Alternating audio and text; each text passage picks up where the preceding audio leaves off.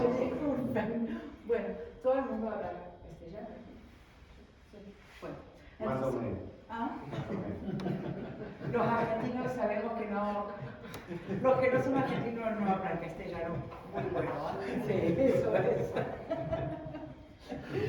Bueno, yo estoy, bueno, a mí me da mucho gusto hoy que estén Daniel y Rosmith, gracias Rosmith, por presentarnos Daniel, para presentarnos la fiesta con piñata.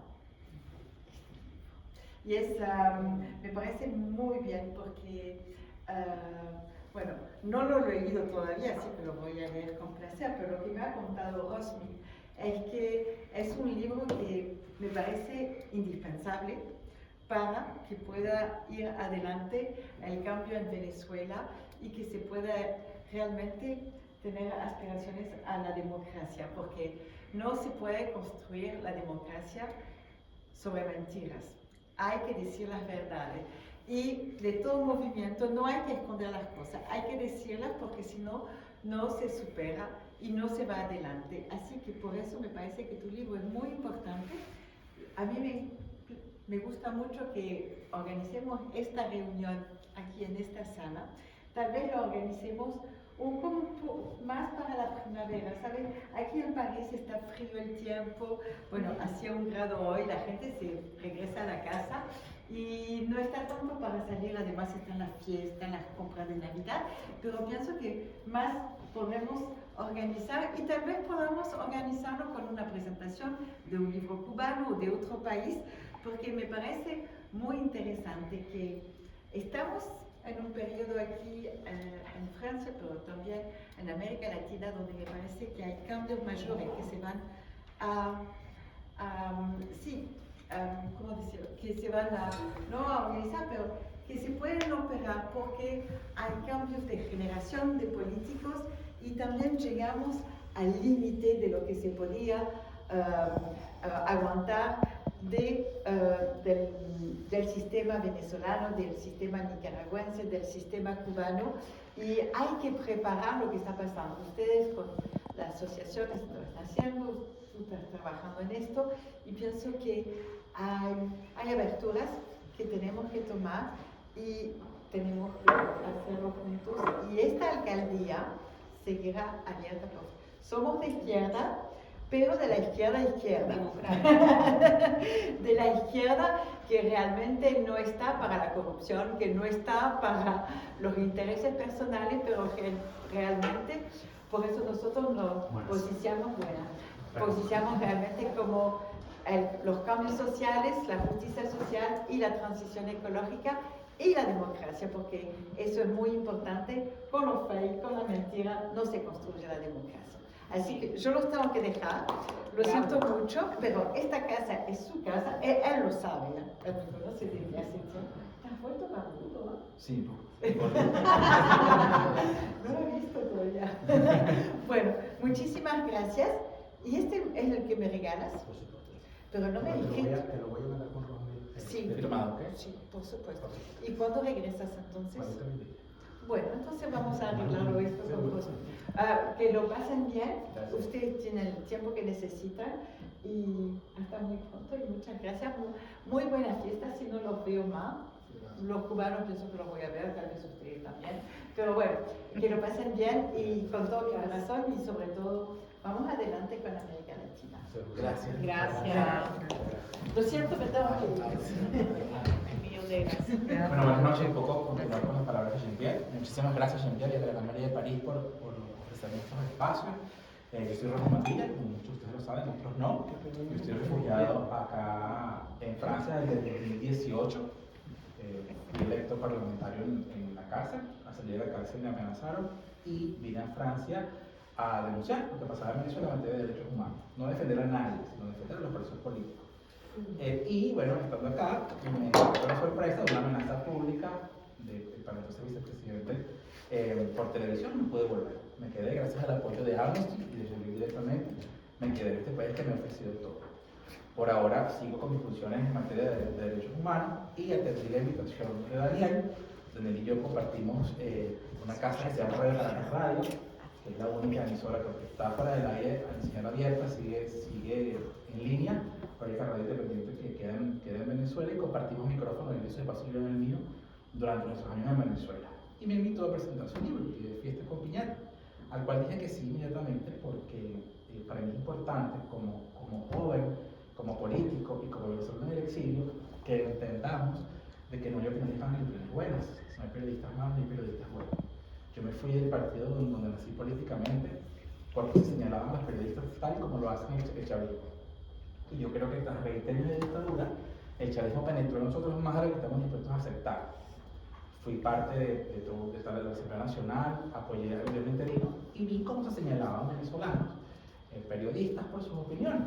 Yo personalmente quiero ir a una Venezuela en el momento que sea libre, donde yo pueda escuchar a Daniel, pueda escuchar a Patricia Poleo, también quiero escuchar a Carla Angola, también quiero leer las crónicas de Padrón, sin que nadie me diga él es malo, él es bueno, él es aliado del chavismo, él es aliado de la oposición. Yo quiero periodismo crítico, incómodo y libre. Y por esta razón acepté la invitación de mi gran amigo Daniel para presentar su libro. Entonces no quiero demorarme más y dejarle a Daniel pues la palabra para que hable de este libro maravilloso. Al final de esta reunión, no dentro de la Meri, porque por razones legales no se puede, podemos vernos acá al lado del monumento a las Olimpiadas, quien quiera obtener el libro y hacer una foto con el libro. Vale, buenas noches, dale bienvenido. Gracias, Robert. Bueno, gracias por estar acá. A mí las capitales me han dado el regalo con este libro, Berlín como ahora París, de hacer buenas reuniones por una particularidad, porque son reuniones pequeñas, entonces se pueden decir más barbaridades, cosas que a mí me encantan decir barbaridades. Gracias por estar aquí. Creo que Rosmith ha sido en su presentación bastante modesto. Debo decir que yo no conocía a Rosmith personalmente hasta que Rosmith estuvo preso, y que no lo conocí como diputado, sino cuando salió de la cárcel. Rosmith era caso de mi programa, porque todos los martes, junto a Leomar Hernández en nuestro programa de radio Y Así Nos Va, todos los martes desde el año 2014, cuando se desató la represión en Venezuela, nosotros le dedicamos el programa a los presos políticos venezolanos. Que cada vez que lo hacemos decimos lo mismo, quisiéramos que este fuese el último programa, porque ojalá un día no haya presos políticos y haya que eliminar esa sanción. Lamentablemente todavía no es así. Y Rosmith era uno de los casos que tratábamos ayer. Esta es la segunda presentación de este libro que hago acá en Europa, donde el encargado de presentarme, de hacerme el honor de presentarme, es un preso político liberado, el caso de Rosmith, y en Barcelona fue el caso de mi amigo Marcelo Croato. Eso para mí es algo que a mí me encantaría poderlo hacer, hacer 300 presentaciones y que haya 300 presos políticos que todavía quedan en Venezuela, lamentablemente. Ojalá algún día se pueda. Entrando en materia, este libro es uno podría decir que es un esfuerzo, pero en realidad no fue un esfuerzo. Yo creo que fue es el pago de una deuda un poquito larga, porque tenía bastante rato amenazando al pueblo diciendo que yo iba a escribir este libro. Y finalmente lo hemos escrito. El libro originalmente debió haberse publicado antes, pero afortunadamente no se hizo. Y no se hizo no porque yo no quisiera, sino por distintos compromisos, pero creo que el proceso que se vivió con la última gran estafa que vivimos los ciudadanos venezolanos, como fue el gobierno interino, permitió que estemos en este momento siendo capaces de decir lo que dicen el famoso adagio popular cubano, que lo bueno que tiene esto es lo malo que se está poniendo. Y cuando uno habla con venezolanos, sobre todo los venezolanos que estamos más lejos, los que están en Europa, los que están en Asia, los que están en otro horario y que siempre se enteran el día siguiente, o nos enteramos el día siguiente, siempre preguntan lo mismo: ¿pero qué es esto? O sea, ¿qué es esto que se está pasando? ¿Cómo nos volvieron a engañar? ¿Cómo es posible? Y en realidad en este momento yo creo que estamos en el mejor de los momentos desde el punto de vista de la comprensión política de Venezuela. porque se acabó la mentira. O sea, cualquier persona, o sea, ya no es, o sea, ya yo no me arriesgo a que me linchen en la calle cuando yo digo que la oposición es una cosa hecha a la medida del régimen. Que decir eso hace 3 años era tener que esconderse. Eso ya no es algo, ya es inclusive es una película, sino decirlo y ahora no es noticia. Y eso ha sido posible lamentablemente por el descalabro de ese gobierno interino y de la clase política que lo conforma. El gran problema de las verdades es que cuando son demasiado grandes y demasiado crudas, están allí y no las vemos, o las vemos y nos duele tanto el asunto que preferimos no verlo. Había un dibujo animado que yo lo usaba mucho en su momento para referirme a esta gente, que era yo no recuerdo cuál era la tira cómica, pero el personaje era el pollo Kikiribú, que era un personaje que se disfrazaba de ser humano y se hacía pasar por ser humano y engañaba a la gente, pero siempre había alguien que decía, eso es un pollo. Y nadie le creía hasta que el bicho cacareaba, es un pollo. Bueno, eso nos pasaba con Juan Guaidó, es un pollo. Pero antes el pollo era Capriles, y antes el pollo era Rosales, ¿no? Y antes el pollo fue Arias Cárdenas, y antes el pollo fue cualquiera. Todo eso termina entonces en una gran desgracia, que es esta fiesta con piñata. ¿Por qué fiesta con piñata? El libro no tenía nombre mientras se estaba escribiendo, y al final surge el tema de fiesta con piñata por algo que dijo alguien, y yo sinceramente les digo que yo hasta este momento no recuerdo, de verdad no recuerdo quién fue que me lo dijo. Pero entiendo que sí se ha convertido en una explicación de lo que ocurrió en Venezuela, que indica que la política en Venezuela, cuando asumió el liderazgo de la clase política venezolana opositora, una generación que dicen ser nuevos, por su edad. Alguien me comentó, y yo los sospechosos que tengo en mi mente creo que son, digo, Tito Urbaneja uno, o la de Mil Petit el otro, o Gustavo Velázquez, uno de ellos me lo dijo, o quizás ninguno de ellos, que la política venezolana se había convertido en una fiesta con piñata. Luis Trincado. Luis Trincado sería. Pudo haber sido Luis Trincado. Algún malvado me lo dijo. Pero fundamentalmente, ¿qué era lo que explicaba? O qué era lo que me explicaba esta persona. Me decía que la política en Venezuela se había convertido en una fiesta con piñata porque los políticos estaban haciendo lo mismo que los niños que van a la fiesta con piñata, inclusive se llevan a su mamá. Entonces, cuando eso me estaba dando vueltas en la cabeza, y yo decidí hacer una encuesta y le pregunté a la gente en mis redes sociales qué recordaban de la fiesta con piñata. Y ocurrió algo bien particular, que todo el mundo tenía una historia de la fiesta con piñata y generalmente la historia era mala. Es decir, todo el mundo tenía muy malos recuerdos de la fiesta con piñata. Porque yo iba a la fiesta con piñata y me golpeaban y no podía agarrar caramelos nunca. O yo iba a la fiesta, pero no me gustaba porque se me gustaban todos encima y era una cosa terrible. O no me gustaba la fiesta con piñata porque había que darle palo a un personaje que a mí me gustaba y entonces yo era niño y no entendía porque yo tengo que darle palo a Mickey Mouse, etc.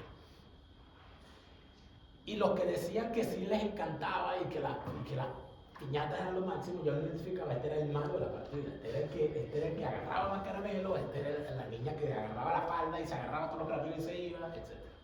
Pero hay toda una forma de ser de lo que es una fiesta con piñata venezolana. En la fiesta con piñata venezolana ocurren 3 cosas particulares. Número 1, que el tema de la piñata es uno de los momentos particulares de la fiesta. O sea, cuando se va a tumbar la piñata, ese es uno de los momentos estelares, ¿no? Y además de eso, hay todo un ritual, porque se le va a dar palo a la piñata tiene que durar para que todos los niños le den palo a la piñata, y al final, bueno, la piñata se tumba y los niños agarran caramelo. Y siempre va a haber un problema en lo que fundamentalmente tenemos en Venezuela en nuestra historia, que es en el reparto. ¿Por qué? Porque va a quedar gente sin caramelo, va a quedar gente molesta. Y en ese momento surge entonces el progenitor responsable que guardó una caleta de caramelos y cosas para satisfacer a los niños que quedaron sin caramelo. Entonces sale de repente para acallar el clamor popular. Y después de eso, cuando los niños ya se sacaron las lágrimas y todo aquello, se va y se pica la torta. Eso es el proceso. ¿Por qué el libro entonces es una fiesta con piñata? La política venezolana es una fiesta con piñata porque en efecto los niños que son los políticos van con su mamá, la mamá está atrás del niño pendiente de que agarre los caramelos, ¡métete payaso! O inclusive ella agarrando caramelos o peleándose con los demás niños. Es una cuestión que antropológicamente y sociológicamente habría que llegar a muchas definiciones. Y luego está el tema de que ¿quién reparte los caramelos en la política venezolana? O sea, ¿quién se encarga de darle caramelos a los niños que se quedan sin caramelos? El chavismo. El chavismo, el régimen, es el que reparte los caramelos. Por eso usted ve a unos exiliados, que nos quedaremos exiliados y de alguna manera ya uno se reconcilió con la idea de que uno es un exiliado y punto, y hay otros que a los 2 años recogen sus perones, aparecen en Caracas, candidatos a alcalde, ganan una alcaldía y uno dice, ¿cómo lo hizo? Porque le repartieron caramelos que había en la caleta. Eso es triste, eso es feo, pero eso es. Luego está el subtítulo del libro. Es una fiesta con piñata y es un ajuste de cuentas con la politiquería venezolana. ¿Y por qué es un ajuste de cuentas? Porque en el periodismo de sucesos en Venezuela, cuando había un asesinato de una persona que era un delincuente y que no se sabía quién lo había asesinado, la prensa decía que había caído en un ajuste de cuentas. Sí, no hay nada que averiguar, cayó en un ajuste de cuentas. Es decir, como es un delincuente y lo asesinaron, no hay nada que investigar porque es un ajuste de cuentas. Detrás de ese término, el ajuste de cuentas, se cometieron muchísimas irregularidades, porque por una parte un crimen tiene que ser investigado y no se investigaba porque era un ajuste de cuentas, y por otro lado se disfrazaba asesinatos de personas que no eran delincuentes diciendo eso fue un ajuste de cuentas, y casos hay en cantidad. La politiquería venezolana requiere un ajuste de cuentas, sin duda alguna, fundamentalmente porque estamos hablando de delincuentes, porque no hay un delito mayor dentro de una sociedad que un dirigente engañando a sus ciudadanos, utilizando sus necesidades y creando toda una situación que de alguna manera conlleve a la esclavitud de esos ciudadanos. Hay allí un asunto, tengo que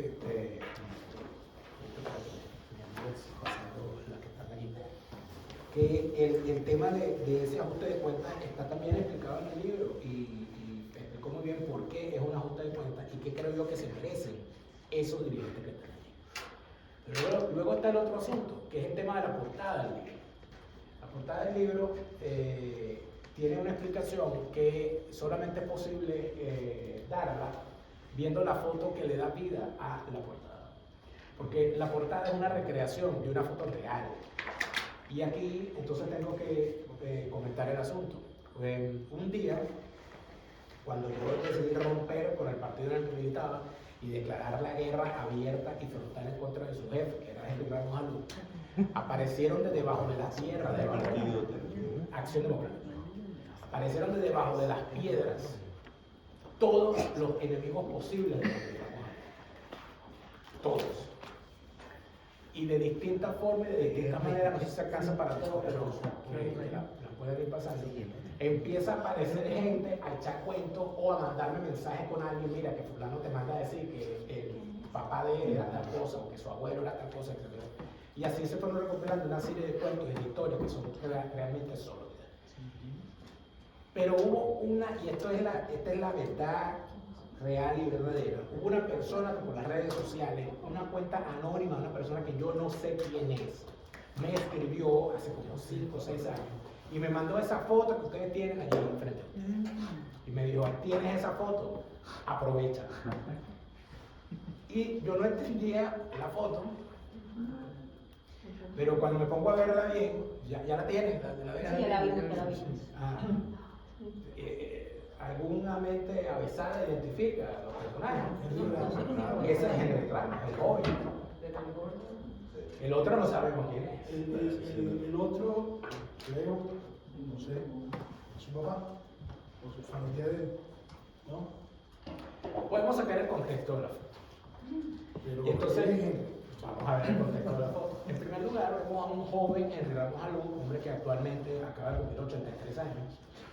Y esa es una foto donde debe estar más o menos en sus 20 años, debe tener más de 21 años, puesto que se le ve en la mano el anillo de graduación de abogado, por lo tanto, ya era abogado. Sí. Por lo tanto, me ponen esa foto en Valencia, que eso soy natal. Luego vemos a un hombre de mediana edad con el cual él se encuentra peleándose en una fiesta donde si vemos los personajes que están al fondo, no se ve ninguna mujer. Y se están peleando por el palo de una piñata. ¿Por qué estaba Henry Ramos Alú a sus 20 años en una fiesta rodeado de 20 hombres peleándose por el palo de una piñata con otro hombre? No sabe. Podemos especular, claro. Y quizás llegaremos a eso. Pero en todo caso, Tiene 80 años ahora, esta foto de cuando. esa foto debe tener por lo menos 50 años. Esa debe ser una foto de los años 60, 70, ¿no? Y el otro personaje de la foto muy probablemente ya no esté con vida porque es una persona de mediana edad y es una foto de por lo menos 50 años. Perdón, no es, aquí atrás se ve una. Se ve algo que parece que es una dama o Por las piernas, la pollera. o Es alguien. un pollo. Puede ser muchas cosas. Puede ser muchas cosas. Te cuento yo la cantidad de años que tengo que son. Entonces, es una cosa bien Ah, interesante. sí, sí. Entonces, ¿qué ocurre con esa foto? El libro no es un libro sobre Henry Ramos Alú y sobre la foto, pero me pareció tan apropiado que habíamos llegado al nombre del libro, como Fiesta con Piñata, y yo recordé, yo tengo esa foto, ¿dónde está? Y salí a buscarla, y el diseñador del libro dice, no, esta es la foto de la portada del libro. Y luego de haber hecho la portada del libro, una persona especialista en el tema le dijo, no puede usar esa foto en el libro, ni siquiera dentro del libro. Porque la foto, a menos que consigas dónde fue publicada en algún medio y que ese medio te autorice, o que los dos personajes estén muertos y no haya fórmula de reclamo, o que el fotógrafo tenga los derechos de autor y te los ceda y no tienes ninguno de los tres, y si la pones te van a tumbar el libro. Y yo descorazonado por no poder poner la foto en la portada, me ha encantado, porque desde que yo declaré la guerra contra Henry Ramos Alú, mi objetivo ha sido siempre tratar de que se muera en una rachera, pero leyéndome. O sea, que el tipo habla por Twitter y se quede con el teléfono en la mano, pero no se puede lograr. Pero el diseñador, que es un muchacho muy talentoso, llamado Darwin Leal, dijo, no, yo voy a recrear eso. Y entonces, ¿qué es lo que ocurre? Y aquí viene la explicación del porqué del término de la democracia falsaria y prostibularia. En Venezuela, en la política venezolana, en la politiquería venezolana, alguien inventó el término del burdel político. Y hablan de burdel político cuando hablan de experiencia política, es decir, es un político que tiene burdel. O sea, es un político que tiene experiencia. Lo que quiere decir que el político venezolano considera la experiencia como vida prostibularia, por lo tanto es una política prostibularia. Eso no lo inventé yo, eso lo han definido ellos. Y cuando Henry Ramos Alú se convierte en diputado en las mismas elecciones que nuestro amigo Rodney, aunque no es la misma fórmula, en el año 2015 de nuevo se convierte en diputado, empieza una especie de clamor general dentro de ese liderazgo de que el presidente del Parlamento tenía que ser Henry Ramos Alú. Yo debo confesar que yo estaba francamente horrorizado ante eso, porque en el año 2014, eso fue la elección fue en el año 2015, y en el año 2014 yo había sido víctima de un atentado cuando me agarraron a batazos saliendo de la emisora Radio Caracas Radio, unos tipos que luego se logró, no se logró dilucidar, confesaron gente del entorno de Ramos Alú que había sido Ramos Alú que me había mandado a matar. ¿Por qué Ramos Alú me había mandado a matar y por qué ocurrió todo eso? Eso está contado en el libro. No se lo voy a adelantar, aunque yo en alguna oportunidad lo he comentado. Yo era la única persona en Venezuela y quizás en el mundo que se atrevió a decir y hablar abiertamente de qué vivían los hijos de Henry Ramos Alú. Y eso demostraba de forma indubitable los lazos entre el régimen chavista y esa oposición a través del negocio petrolero. Eso, por supuesto, me trajo muchísimos problemas, inclusive un atentado.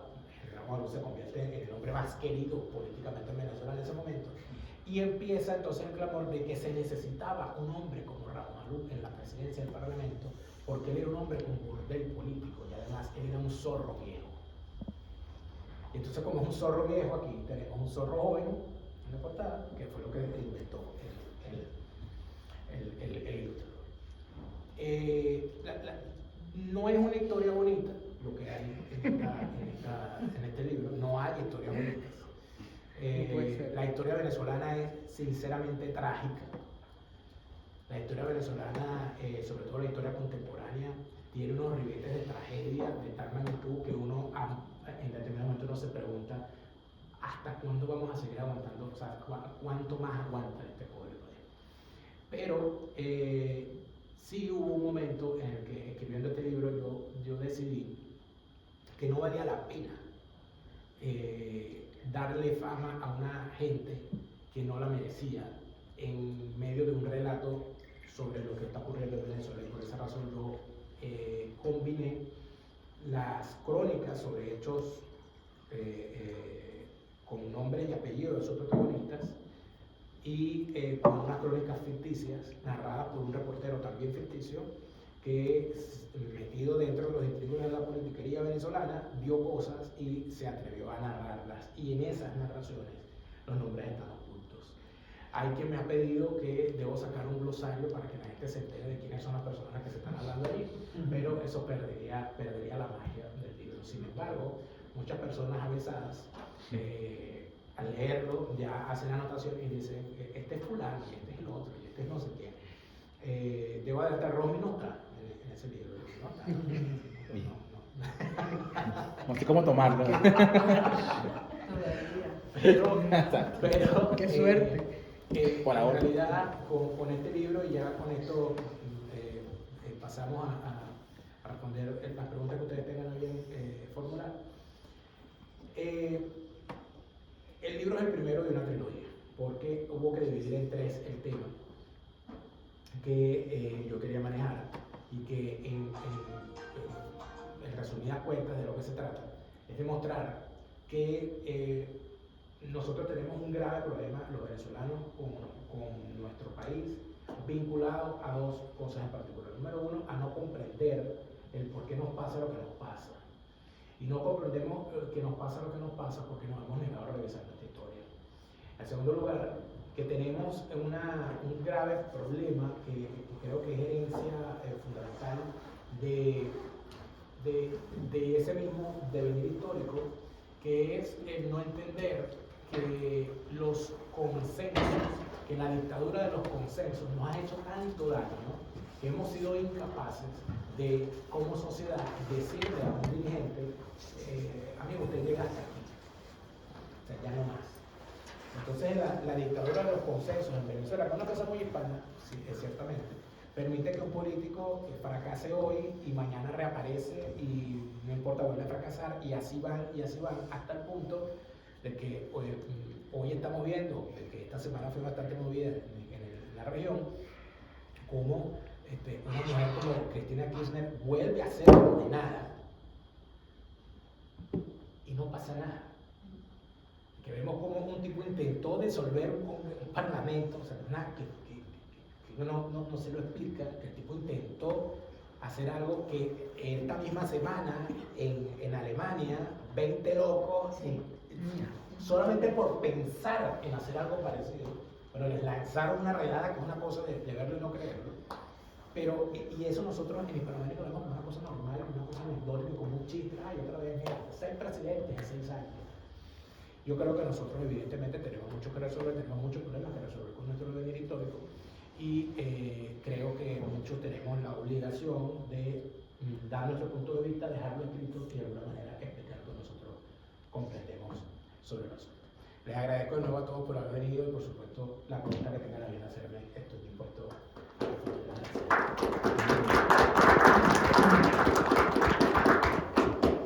Yo quiero hacerte una pregunta de diagnóstico a partir de algo que me pasó hace un par de días. Yo recibí una llamada de una persona venezolana que vive aquí en París, o que vivió en París, no estoy seguro, pidiéndome que se suspendiera esta presentación y en tal sentido que yo te acompañara en este lanzamiento de este libro, porque en algún momento tú hablaste mal de esta persona públicamente. Entonces, bueno, eso no tiene sentido. Yo le dije que, bueno, las razones por las cuales iba a hacer, ¿no? Esta persona me dijo que iba a hacer lo posible para que esto no ocurriera. Y quiero preguntarte, como te dije, una pregunta de diagnóstico, ¿hasta dónde tú crees que llegó el daño moral del chavismo en la sociedad venezolana? Porque no hay que ser chavista para comportarse como un chavista. Esto me lo demostró esta persona que me dijo, él habló mal de mí, entonces no puede presentarse en París, no puede hablar en París, tienes que dejar de hablar. Si tú te consideras mi amigo, tienes que apartarte de ese señor y vamos a intentar que la Gran María de París cierre sus puertas para Daniel. Entonces, qué bueno que te ríes, pero quiero que en base a tus investigaciones, ¿hasta dónde fue el daño moral para los venezolanos y si tiene solución? Bueno, para empezar, fíjate que yo he empezado desde que el libro se publicó a recibir una serie de señales importantes como esa, gracias por decirme, y y son señales tan terribles, ¿no? Estos días me llamó una persona, no quiero hablar, no creo que sea delito decir que el señor Miguel Enrique Otero, un diario nacional, me llamó en estos días para dar una opinión sobre el trabajo que estamos haciendo, lo que nos dedicamos al hecho de la comunicación y en especial al periodismo político. Y él me comentó que él estaba llamando a varios periodistas, yo era uno de ellos, varios medios, para recomendarnos que ya no servía de nada hablar de la corrupción en Venezuela. Okay. Porque es que eso no le hace daño a la iglesia. Entonces hay que concentrarse mejor. Vamos a hablar mejor de las peleas que tiene internamente el chavismo. Y yo le dije, ¿y usted tiene la fuente para hablar de eso? Entonces, yo con esto no quiero hacer una infidencia, porque hablamos de otra cosa, no quiero hacer una infidencia de una conversación que fue obviamente privada, pero yo considero que eso es una forma de ver las cosas. Para empezar, es una forma de ver las cosas que te revela, por un lado, el gran problema que tenemos nosotros con la corrupción. Que yo lo he resumido en el lema, con el corrupto no te metas. O sea, hay corrupción, pero ¿quién es el corrupto? Es fulano, pero es amigo mío, espérate, vamos a hablar con él primero. Pero si es enemigo mío, si es un corrupto, es un delincuente, que vaya preso. Si es amigo mío, no, espérate, porque eso no fue así. En segundo lugar, que todavía hay gente que cree, que piensa, que está completa y absolutamente segura, que puede levantar el teléfono y con una llamada telefónica decidir lo que un periodista puede decir y no puede decir. Y ese tiempo se acabaron, eso se acabó, eso lo mató YouTube, eso lo mató el Instagram, eso no existe. Y en tercer lugar, tú me dices lo del tema del comportamiento chavista, pero es que yo estoy convencido de algo que ayer lo veía con esta cosa de Pedro Castillo en Perú. Pedro Castillo no es extraterrestre, como no lo era Chávez, producto de una sociedad. Y además de eso, es un producto que está allí. Nosotros tenemos un gran problema como región, que es el tema del caudillismo.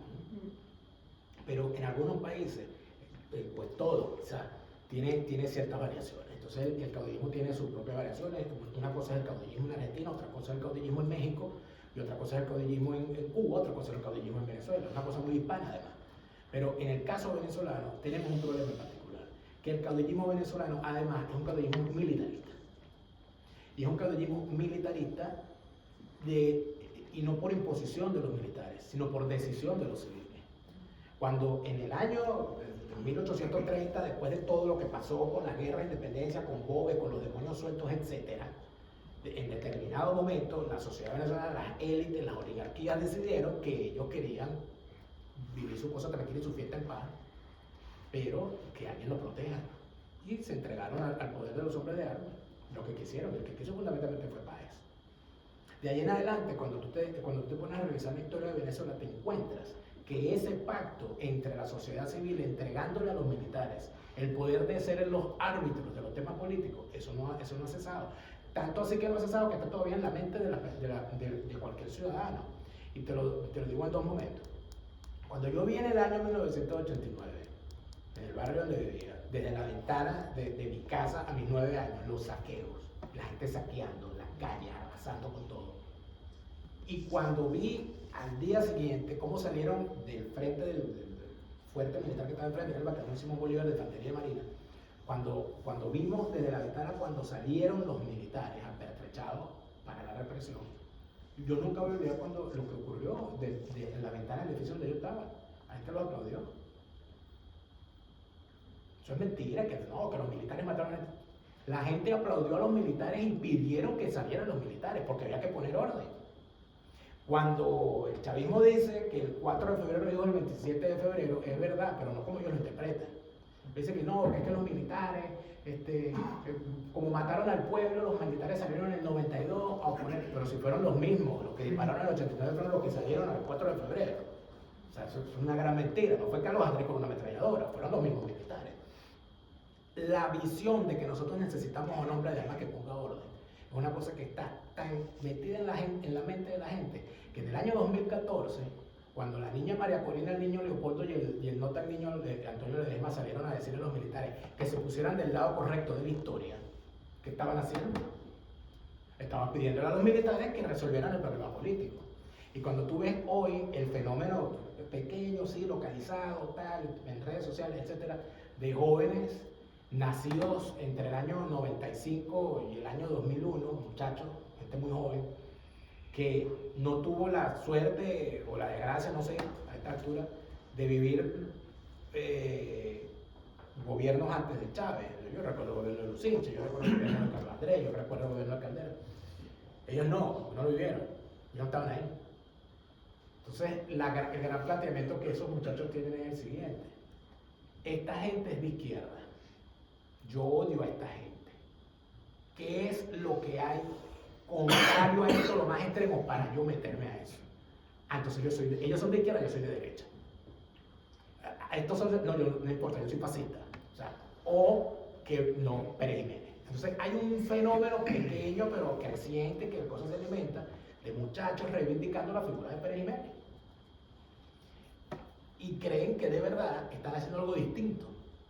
Pero están reiterando lo que hemos hecho de 1830, que venga un militar, bueno, María Corina quería que se pusieran del lado correcto de la historia, porque hay un lado correcto de la historia, me enteré yo, somos pontífices de la historia nueva del Leopoldo López, lado correcto y lado, no sé cuál es el lado incorrecto, pero más allá de todo eso, el gran planteamiento es que seguimos dando vueltas sobre lo mismo.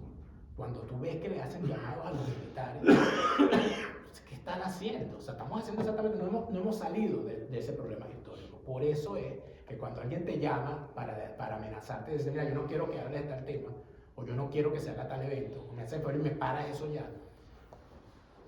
O sea, eso es la política en Venezuela. De hecho, los más jóvenes venezolanos, ¿qué es para un joven de 20, 25 años un político venezolano? Un tipo que se para frente a una cámara a insultar a lo que no piensa como él. Eso es la política. O sea, la política no es una idea, no es haber escrito un libro, no es hacer un planteamiento, no, la política es mandar, insultar al que no piensa como yo, arremeter contra él, meterlo preso o matarlo.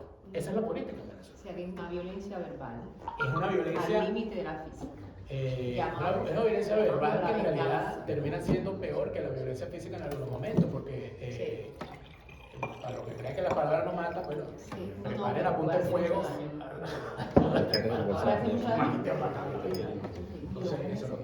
Y los que lo siguen pueden, además, levantar el odio que tienen de manera incluso para hacer de cuenta, justificar. Sí, y en efecto lo hacen. No sé si respondí tu pregunta. Sí, gracias. Gracias. ¿Alguien más? Sí. Allá. Daniel, buenas noches. Díaz. Yo quería hacerte dos preguntitas entre panas. O sea, me alejo un poquito más que llegar entre panas. Yo nací en Maracaibo. Yo me vine a Europa hace 10 años. Fui a Venezuela hace un mes. Tenía 10 años sin ir a Venezuela. Me encontré con un país un poco extraño. Yo regresé aquí, no sé cómo explicar la situación de allá, sobre todo con que el país está dolarizado, la corrupción es mucho más. Yo entré por la frontera de Colombia. Entonces, en la frontera de Colombia, cuando tú entras con un chofer, tú ves la corrupción porque el chofer a cada parada paga a los policías. De hecho, los clientes están preparados en el auto. Si tenía 10 años sin parar, yo nací en el 91. Yo vengo de una familia de un lado italiana y del otro lado venezolano, aunque el lado de mi abuela es gocho y el lado de mi abuelo, o de la familia de mi mamá, porque es la que me crió, es italiana. Yo llegaron a los 60 a Venezuela. Yo nací en el 91 y yo crecí en una familia dividida en dos en términos de ideología. Quiero decir, en el lado de la izquierda, vamos a decir, tengo a mi abuela que tiene su muñeco de Chávez al lado de la Virgen, y el lado de la derecha tengo mi familia opositora fuerte. Porque el tema de la política en mi familia siempre ha sido tabú. Mis padres son profesionales dentro del mundo de la política, etc. Porque yo crecí con esta dualidad en términos de, yo viví, bueno, nací en el 91, yo viví el paro petrolero, lo que puedo decir, la elección de la victoria de Chávez en el 98, el paro petrolero en el 2002 y bueno, yo me fui de Venezuela en el 2013, o sea que me fui un poco antes de la crisis del 2015 hasta el 2018, o sea que viví la muerte de Chávez en Venezuela, ¿sí? La muerte de Chávez en Venezuela como la elección con Capriles. Yo, como digo, entre panas, yo nunca ejercí mi voto en Venezuela porque nací en una familia donde las ideologías estaban muy bien marcadas. Cuando tú entras al cuarto de tu abuela y que tú ves al muñeco de Chávez al lado de la Virgen, es que hay algo que, o sea, ella lo siente, ¿sabes? Yo quería decir con eso es, cuando fui a Venezuela el mes pasado, mi papá me presentó tu canal de YouTube, yo no te conocía, te descubrí hace un mes, te descubrí hace nada. Vimos varios episodios y me encantó porque me encanta la lengua que tienes y echarle lengua a todo el mundo así. A mí me encanta. O sea que el maracucho a nosotros nos gusta cuando hablan una lengua. Ahorita me hiciste recordar, yo conocí, le di la mano a Arias Cárdenas cuando estaba en Maracaibo, abriendo canchas, abriendo plaza y todo eso. Y de hecho fui hasta la casa de Manuel Rosales porque estaba en el círculo social de los hijos de Manuel Rosales que, bueno, son los hijos de un político que me maten, ¿sabes? O sea, son nada que ver, o sea, son una vergüenza. Lo que yo digo personalmente sin haber ejercido un voto. Yo no sé si la crisis de los 30, de los 31 que me da porque 10 años luego de estar en Europa me siento un poco despeizado y empiezo a ver un poco la política exterior y cuando dices que vienes de Venezuela, que es un país que tiene temas, te preguntan qué es lo que piensas, qué es lo que pasa allá y bueno, yo, haber crecido en una familia donde las ideas no estaban claras, yo nunca tuve mi opinión propia, pero haberte descubierto fue muy bonito porque echarle lengua, claro, o sea, estar no en el medio, pero decir las cosas de verdad de la derecha y la izquierda me gustó mucho pues, descubrir eso.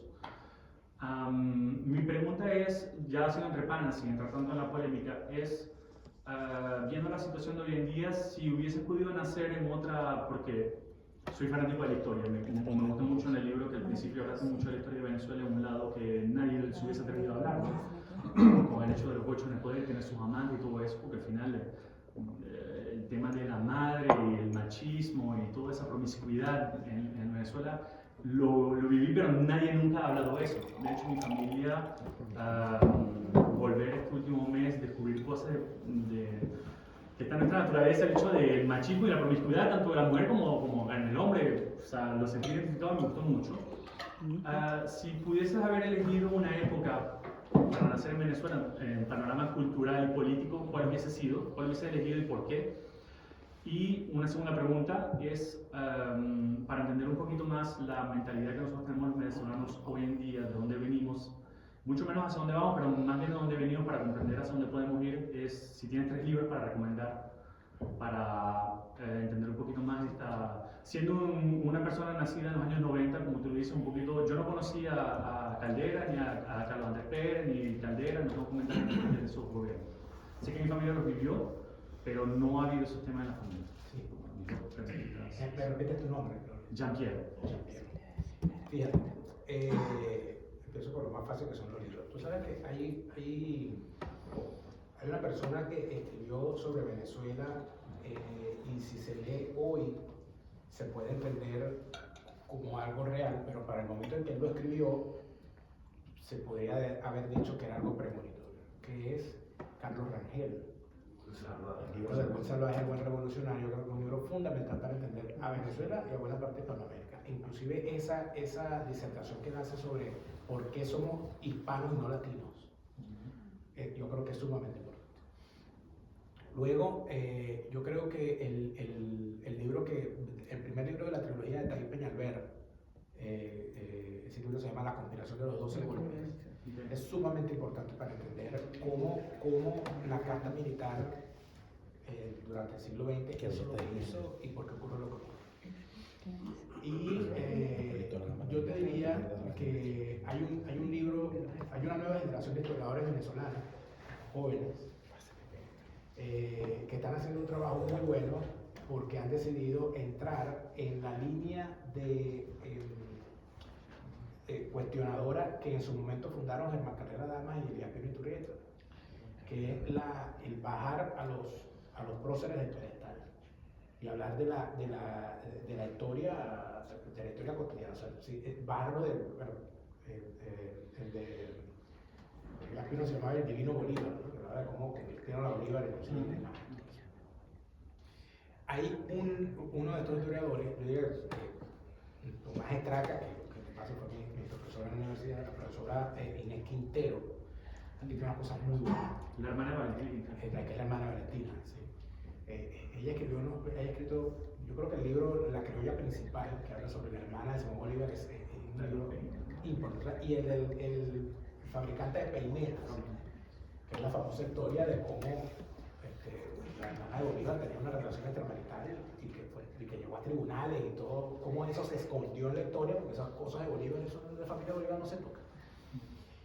Pero aparte de ellos dos, hay un joven historiador que hay que, no sé qué estará escribiendo ahorita, pero se llama Francisco Alfaro Pareja. Y él escribió un libro que se llama La historia oculta de la guerra de independencia venezolana.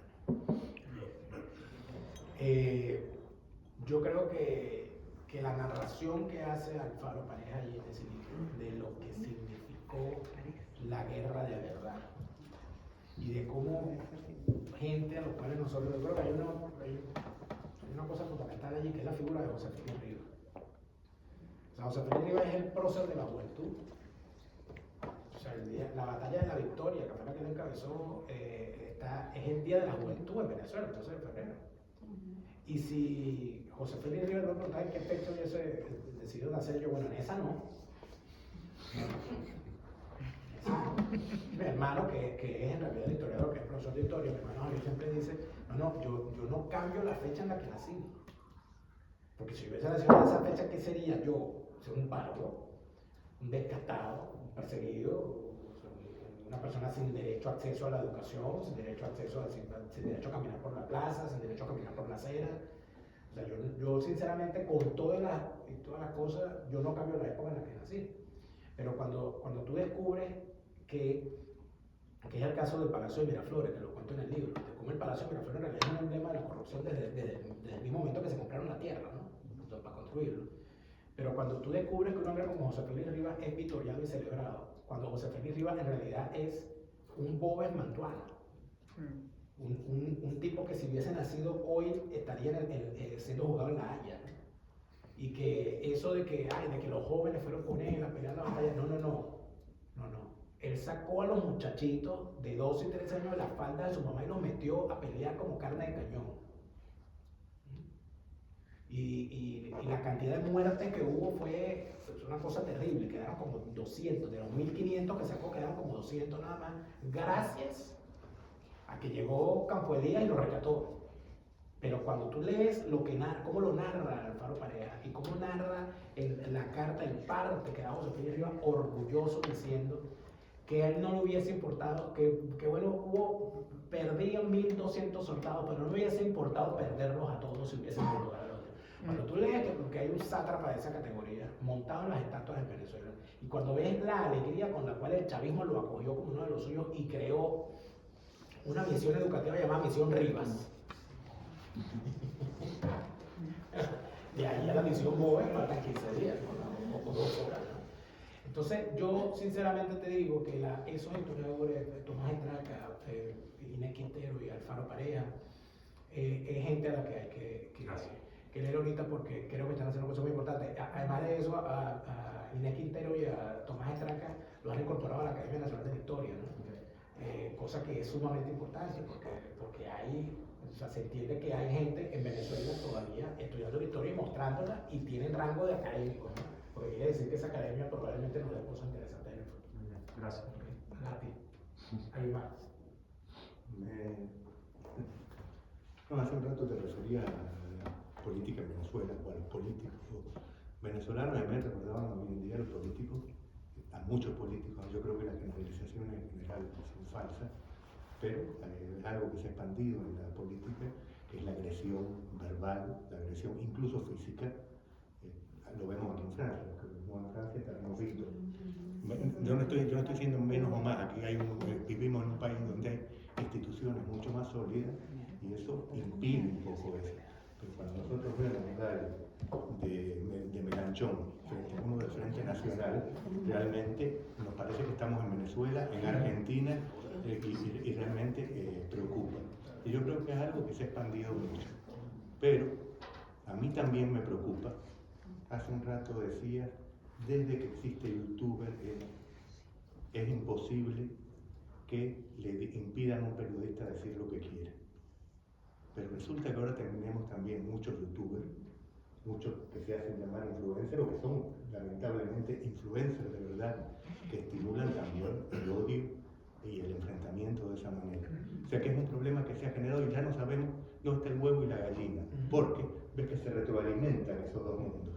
Y a mí me preocupa, entonces quería ver tu percepción sobre eso también, no solo los políticos, sino qué está pasando en nuestra sociedad, y no es solo la venezolana, porque además ni siquiera yo lo pongo en una pelea de izquierdas y derechas. Yo creo que con esto tiene que ver el populismo. Porque cuando escuchas a por ejemplo, Bolsonaro hablar de la mujer del presidente francés, y decir esas barbaridades, cuando escuchas, me permito decir, a un Trump, perdónenme señores, yo creo que eso está desde dónde. Entonces no creo que sea un problema de izquierda o de derecha, yo creo que es un estilo de populismo autoritario que lo encontramos en Rusia y lo encontramos en otros lugares, o volvamos a la civilización. Entonces no sé, es una pregunta que te hago, ¿cómo ves ese mundo? Que no es solo el de los políticos, yo creo que es mucho más social que... Sí, porque es lo que funciona. Bueno, intentaré responderte de la siguiente manera. Yo desde hace, yo creo que con el tema de la pandemia, ¿no? Se desataron unos demonios bien particulares allí, que no son nuevos. Mucho antes.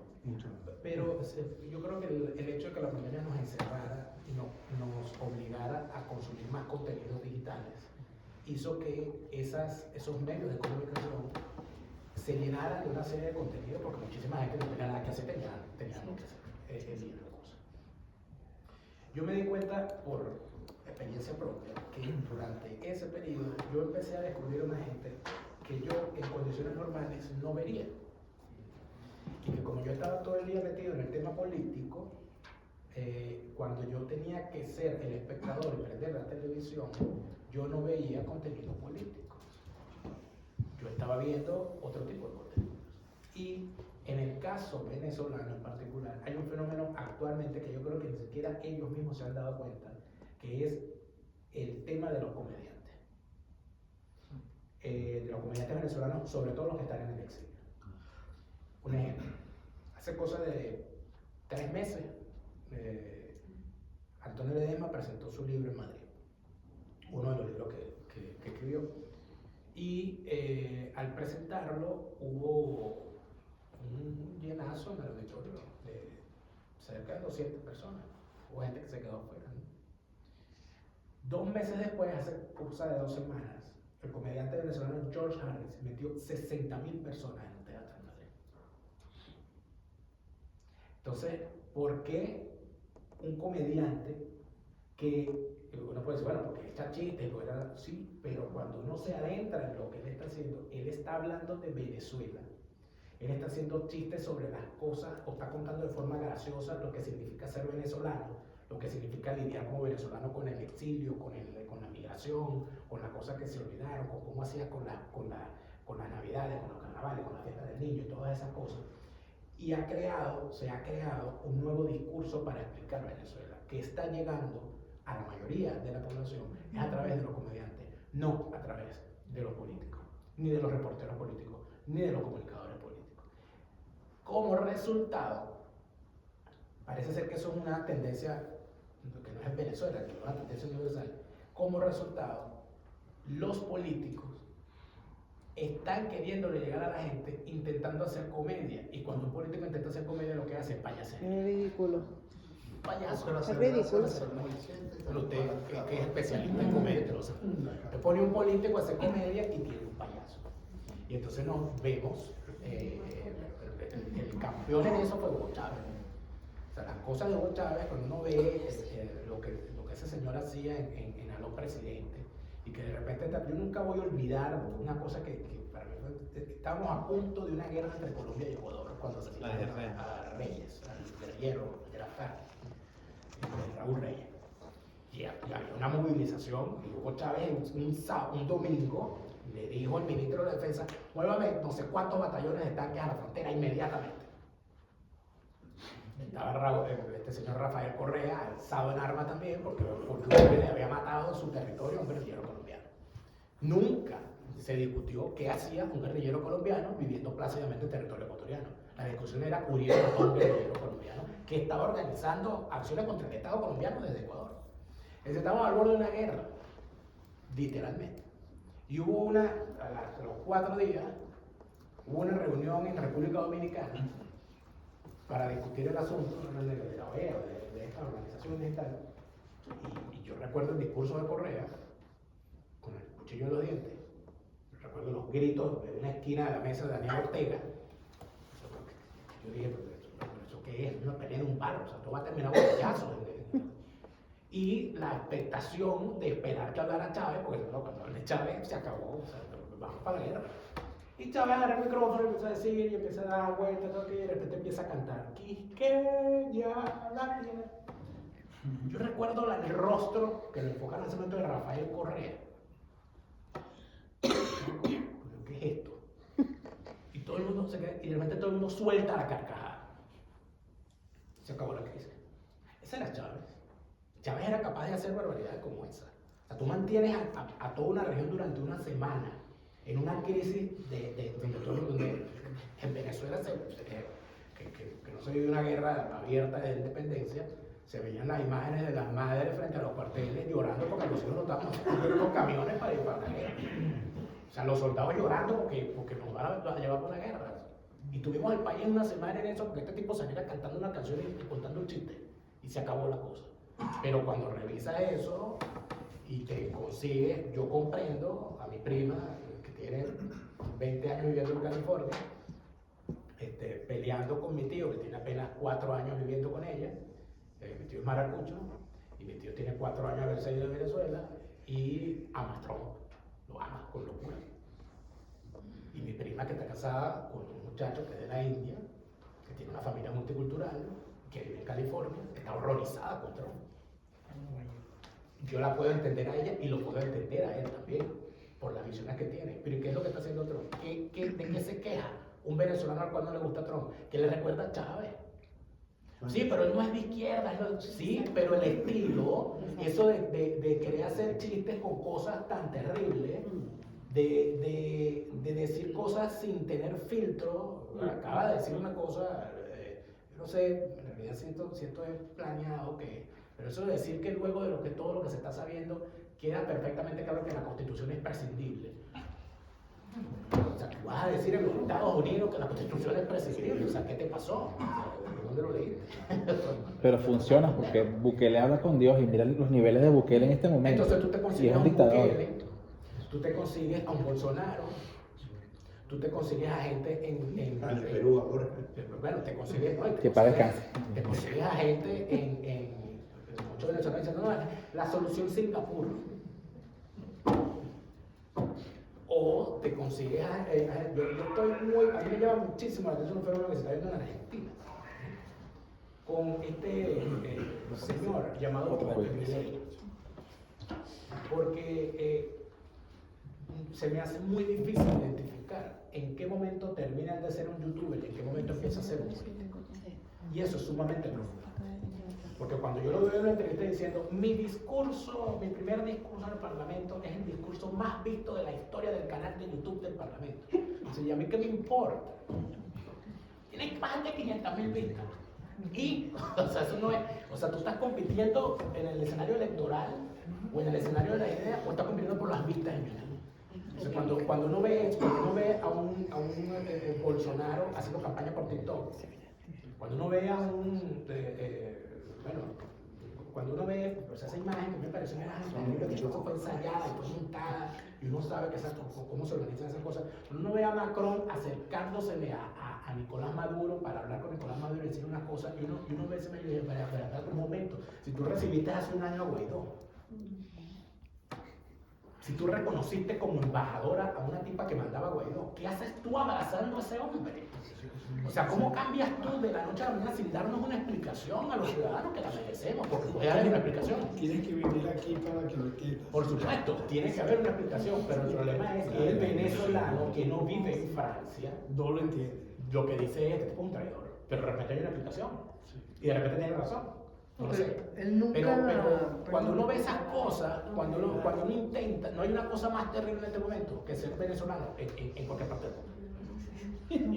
Que Macron nunca admitió que Guaidó era un presidente interino, realmente, como tal. Siempre se decía que se autoproclamó, etcétera y tal. No, O sea, pero lo recibió. por lo general, Sí. Pero Fue muy ambiguo porque la embajadora, Sí, algo así. la embajadora que designa a Guaidó para Francia fue recibida como embajadora en el Elysée. si la reciben como embajadora, Y es recibió porque a Guaidó asumen también. que quien la nombra es el presidente. Y recibió a Guaidó con honores presidenciales. No, presidente de la Asamblea Nacional, Sí, acuérdate. bueno, primero que todo, yo me llamo Francisco Marchotta, mi nombre es italiano, pero soy venezolano. Venimos de Normandía, de Roanne. No está lejos de aquí, pero... bueno, quisiera haber leído el libro para poder hacerte una pregunta sobre el libro, porque te escuchamos desde hace mucho tiempo. La verdad que yo consumía, tenemos ya 14 años aquí con mi esposa y mis hijos en Francia, y al principio consumía mucha información de Venezuela, sobre todo de los periodistas que están en Estados Unidos y también periodistas en Venezuela, ¿no? Llegó un momento que, bueno, verdad, con toda la evolución, todo lo que ha pasado en Venezuela, todo lo que hemos visto, Déjate de eso. no me dejé de eso, porque la verdad que llegó un momento que escuchar a los periodistas, escuchar a los políticos, lo que se da es desalentarnos, porque siempre hemos querido regresar a Venezuela, siempre hemos tenido esa idea, ¿no? Nuestros hijos crecieron aquí, en Francia, llegaron pequeños, ya prácticamente viven aquí más de la mitad de su vida. Y bueno, la pregunta, en realidad, porque como te dije, dejé de escuchar, de consumir mucho porque me obstiné, y sobre todo la evolución. Guaidó estuvo aquí en Francia, íbamos a venir también, porque todos nos entusiasmamos mucho, ¿no? Cuando sucedió lo de Guaidó, ¿no? Y esa parte que tú hablas de Macron, eso hay que, verdaderamente eso es más profundo de lo que parece. Darse cuenta de cómo es la política exterior francesa para entender un poco cómo actúa Francia. Eso no te puede extrañar porque eso ha sido tradicionalmente.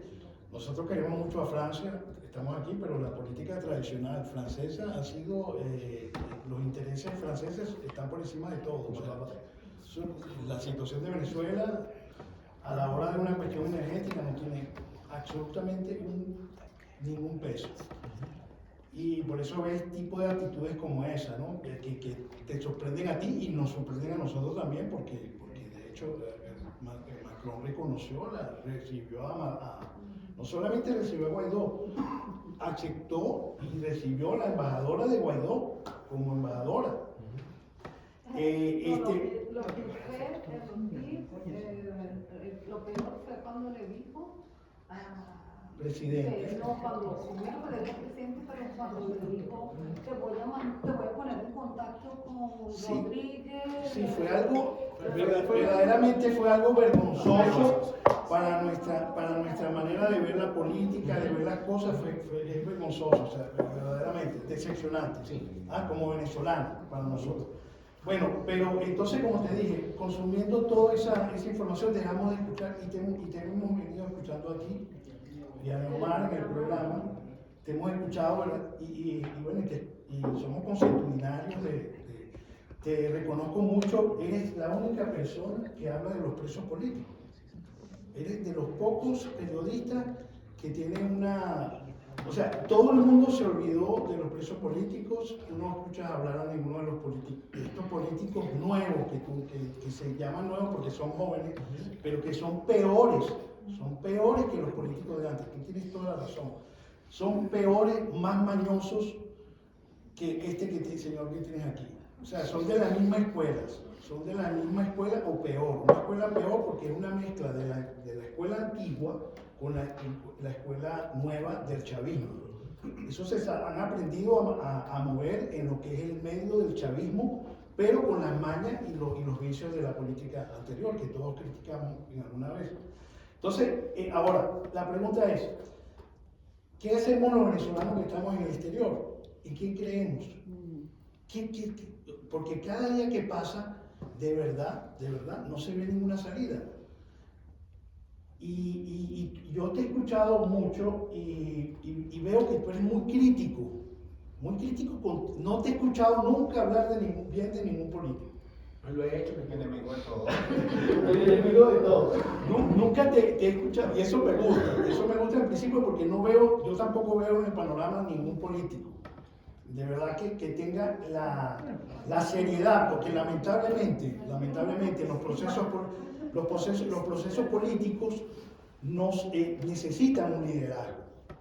Se necesita un liderazgo. Para salir de una crisis como la que tenemos en Venezuela, necesita un líder. Entonces yo te pregunto, oye, ¿y entonces qué va a pasar con Venezuela? ¿Qué piensas tú? O sea, la pregunta es, ¿tú ves a alguien verdaderamente, tú crees, aquí en privado, pues, entre panas, como dice el amigo acá, ¿no? Entre panas, dinos, es que tú ves a alguien que verdaderamente calce los puntos, tenga la autoridad moral para verdaderamente hacer un planteamiento y generar un movimiento en Venezuela que pueda producir un cambio, que pueda generar una credibilidad. Tú hablaste de lo de los humoristas. ¿Por qué pasa eso con los humoristas? Y sencillamente porque la gente ya no cree en políticos. Ya la gente no cree en políticos. Y nosotros los venezolanos tenemos, yo creo que es una virtud y es un defecto, que también la tragedia la convertimos en mamadera de gallo. Una tragedia, una cosa trágica, tú la ves, eso que hizo Chávez, eso le encanta al venezolano. Sí. De una tragedia, convertir un chiste, hacer un chiste, eso lo hemos visto. Tú hablas mucho de tu abuela, en los programas, mi abuela era así, todo, es muy venezolano eso, de convertir los momentos más difíciles en una especie en buscarle la parte humorística. Y por eso es que está pasando. Pero ahora, ¿qué vamos a hacer? Ya nosotros tenemos 15 años fuera de Venezuela, 15 años.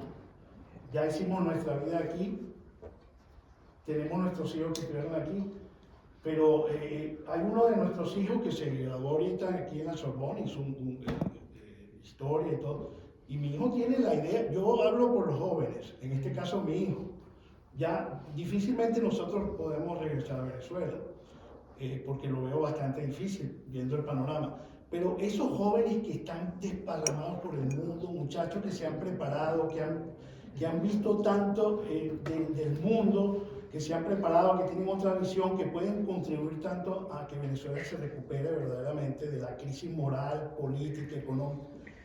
O sea, ¿cuál es la opción? ¿Cuál es la opción? Bueno, gracias por venir, por la pregunta. En todas las presentaciones del libro me han hecho la misma pregunta. Y yo vine a preguntarte eso.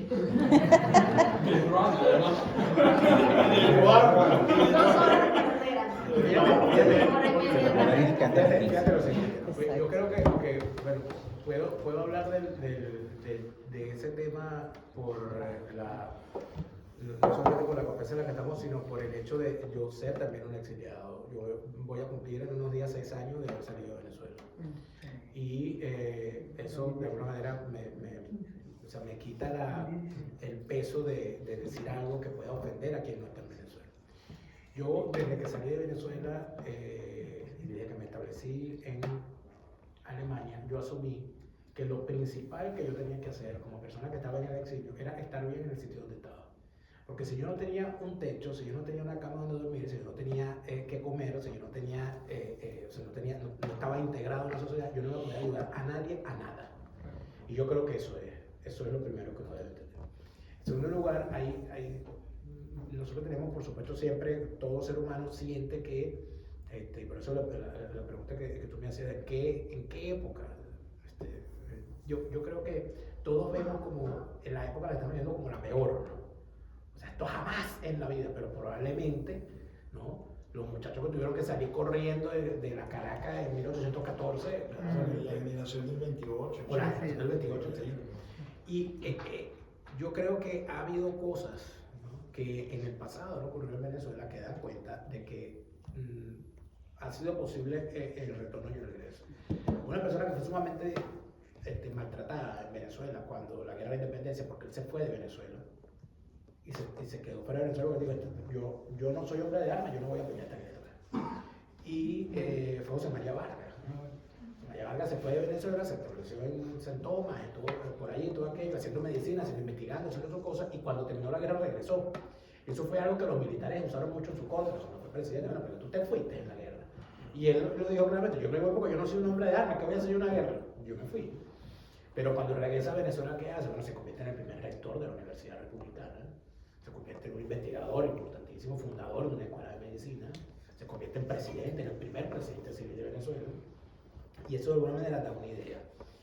¿Sabían esos muchachos de la generación del 28 que ellos yendo al Panteón Nacional a coronar una reina y tirarse un discurso frente al Libertador, al salir de ahí lo iban a aplaudir por el camino, lo iban a meter preso y lo iban a exiliar? Esos muchachos no tenían ni idea. De hecho, Jovito Villalba, que fue el que dio el discurso, en los cuentos que él echó después, la historia que contó, que dice que el momento en el que ellos se dieron cuenta de que la cosa era distinta como ellos lo habían planeado, fue cuando saliendo del Panteón y caminando para irse, la gente los estaba aplaudiendo. Eso ellos no se esperaban eso. O sea, ellos no se esperaban que la gente tuviese una receptividad como esa. ¿Por qué? Porque estamos hablando de que fue en el año 28. Y Juan Vicente Gómez llegó junto a Castro en 1899 al poder y sacó a Castro en 1908. En 1908 nació Rómulo Betancourt y en 1906 nació León. O sea, los muchachos estaban naciendo allí por esa fecha. Y 20 años después son los que se alzan y 50 años después son los que gobiernan. ¿Qué giro va a la historia? Yo no lo sé. No lo sé, pero yo estoy seguro que va a haber en algún momento, cuando menos nos lo esperemos, va a ocurrir algo porque Venezuela es así. Venezuela vuelan las cucarachas, llueve con sol y todo el mundo juega a caballo y quiebra el hipódromo. Son casos de estudio. En Venezuela puede ocurrir cualquier cosa en cualquier momento. En el momento que uno menos se espera, ocurre algo. Y uno dice, ¿este tipo qué se ve? Yo se lo pregunté en el programa que creo que publicamos ayer con Rafael Marín, que Rafael Marín era gobernador del estado Apure y él descubrió a Chávez conspirando contra los Sinchi y lo denunció. Y después se olvidaron del asunto. Y el 4 de febrero, cuando él lo ve en pantalla, dice, pero este no es el tipo que yo denuncié en el 87. Entonces, esa es la cosa. Ahora, con respecto al nombre, quién es la persona y tal, yo no acostumbro a hablar bien de nadie porque normalmente me equivoco. Bueno, de Guaidó no hablaste bien. No, sí hablaste bien. Sí, lo vi. La primera yo semana. tengo todos esos papeles ahí para postillar. Todos esos papeles chicos que claro, me duró un poquito, ¿no? Pero hubo un momento en el que ya colapsado el gobierno interino y todas esas cosas tal, yo empiezo a notar que había mucha gente, muchos activistas, sobre todo fuera de Venezuela, joven, reivindicándose como nacionalistas. Este fenómeno que está terminando, algunos se dicen perejimenistas, medinistas y cosas tal. Pero es un fenómeno interesante. Y mucha gente que además de eso dice que cualquier cosa menos ser de izquierda. Eso es un fenómeno interesante que, bueno, que tendrá sus cuestiones, porque hay gente que comienza por la derecha y termina por la izquierda, hay gente que empieza por la izquierda y termina en el centro. Eso es un fenómeno. Pero todos tenían algo en común. Y había una persona que de alguna manera era respetado por todos ellos, que era Vasco da Costa. Vasco da Costa, que fue el hombre que más tiempo estuvo preso en el chavismo y murió este año. Vasco da Costa lo metió preso Chávez como 5 veces, después lo metió preso, bueno, una cosa terrible. Vasco, tuve una amistad con él. Vasco siempre estaba conspirando. Su hermana habló mucho en tu programa también. Yo conocí a Vasco conspirando. Yo estaba metido en una cosa por allí y estaba en una casa reunido y de repente aparece la casa era de Vasco. O sea, yo conocí a Vasco en eso. Vasco no dejó de conspirar ni un instante de su vida. Y además de eso tenía un convencimiento de sus ideas que rayaba en el fanatismo religioso, sin que la palabra fanatismo haga peso, ¿no? Porque él sentía, él era un hombre profundamente religioso, y él sentía que era una misión religiosa y divina la que teníamos los venezolanos y todo aquello. Y yo pensé, yo dije, cuando lo liberan, la última vez que o mejor dicho, cuando lo sacan de la cárcel, porque no es liberarlo, yo pensé, yo dije, la única persona que puede unificar a todos esos locos que andan por ahí regados por el mundo, muchos de ellos inclusive militares, es Vasco da Costa. Y el problema era que Vasco estaba en Venezuela. Y yo hablé con él por una vía y le dije, sin decirle nada, yo lo pensé, yo dije, Vasco, ¿tú vas a salir de Venezuela en algún momento como para que podamos hablar? Me dijo, sí, estoy en eso. Y estoy en eso porque, lamentablemente. Entonces yo prefiero no pensar en eso, y si hay alguien, prefiero no nombrarlo una vez que lo empague, porque de repente la culpa es mía. Pero yo creo que no, en realidad no nos vamos a dar cuenta, pero los liderazgos van a surgir. Y van a surgir en el momento que menos nos lo esperemos. Y de los sitios en los que menos nos esperemos. Hay muchísima gente que asume siempre, y estas son las cosas que a veces estos analistas que son tan sabiondos dicen, no, del propio chavismo va a surgir una cosa. Si surge del chavismo no es bueno. Pero ha surgido, ya hemos visto lo que ha surgido del chavismo, que es, bueno, esto. Exacto. Entonces no tiene mucho sentido. ¿Qué piensa eso? Pero yo creo que hay que darle tiempo al tiempo. A pesar de que ya, ya van 22 años, el tango dice 20 años no son nada, ¿no? A mí lo que me sorprende, y quizás estoy hablando por mí, ¿no? Resulta que decimos que los políticos todos nos defraudan ninguno. La pregunta que yo me hago, ¿qué hacemos nosotros como ciudadanos? ¿Qué actitud política tenemos como ciudadanos? Y porque creo que tenemos una responsabilidad. Porque no estamos responsabilizando a los políticos, que como decían, creo que generalizar siempre es malo. Y por otro lado, lo que el señor decía hace un rato, era repetitivo con lo que tú me has dicho, los caudillos, los líderes. ¿Por qué siempre buscamos líderes y no instituciones democráticas? Y no me refiero a las instituciones formales, incluso las que surgen a nivel popular, a nivel barrial. El señor decía hace un rato, no he escuchado a ningún preso político, hablar de los presos políticos. Nos corresponde a nosotros. Nosotros, por ejemplo, llevamos 30 años aquí. Cuando llegamos de Cuba había otros que ya llevaban 30 años también. Y hoy todavía somos ciudadanos. Por supuesto que con una actitud política, yo no les escondo. Pero creamos comité por los presos políticos. Ayer hicimos una actividad por los presos políticos que hay en Cuba. Entonces, y una actitud ciudadana. Usted debería crear un comité en su pueblo, y hay franceses que se van a sumar, se lo aseguro. Entonces, asumamos esa actitud, porque si no, siempre el pueblo, el ciudadano es víctima. Y es verdad, pero como tal, también tenemos, yo creo que tenemos una responsabilidad. Sí, hay una responsabilidad de la sociedad en pleno, y yo creo que en el caso venezolano, además de eso, porque es una cosa que en toda Hispanoamérica se ve, Pedro Castillo no llegó allí por una imposición, porque aunque se asuma como cierta las acusaciones de fraude electoral, pero si un fraude electoral nadie lo reclamó, o sea, es prácticamente lo mismo. Tampoco. O sea, es exactamente lo mismo. Entonces, la responsabilidad del ciudadano, ¿dónde está? El ciudadano tiene una responsabilidad. A mí la gran acusación o la gran pregunta que se utilizaba siempre contra cualquier crítico, sobre todo los que estábamos en los medios, cuando hablábamos de estas cosas, era, bueno, ¿y tú qué propones?